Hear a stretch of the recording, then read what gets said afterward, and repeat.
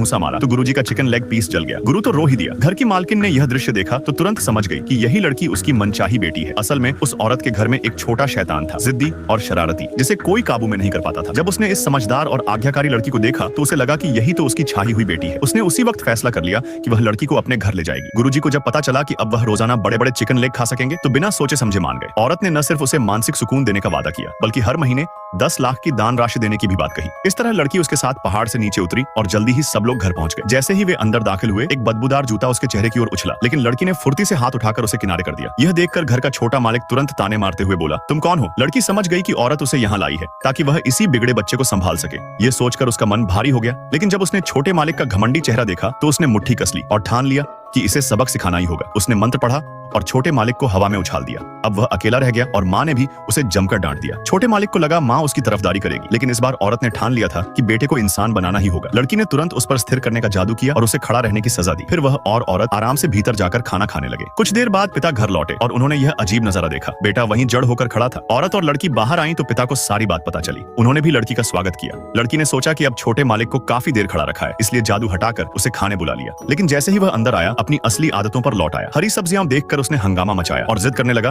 कि उसे तो लाल मसाले वाला मांस चाहिए। लड़की ने फिर से जादू कर दिया और छोटा मालिक अपने आप चावल खाने लगा। कमरे में लौटकर छोटा मालिक गुस्से से भर गया और ठान लिया कि इस लड़की को निकाल कर ही रहेगा। उसने आड़ू से उसका तौलिया गंदा किया, फिर सोचा कि उसे परेशान कर देगा। उसने चुपके से नाश्ते में चूहा डाल दिया और मीठे चेहरे से लड़की को परोस दिया, लेकिन लड़की उसकी चाल पहले ही भांप चुकी थी। उसी समय पिता वहां से गुजरे और देखा कि बेटा खुद दलिया बना रहा है। उन्होंने बिना सोचे कटोरा उठा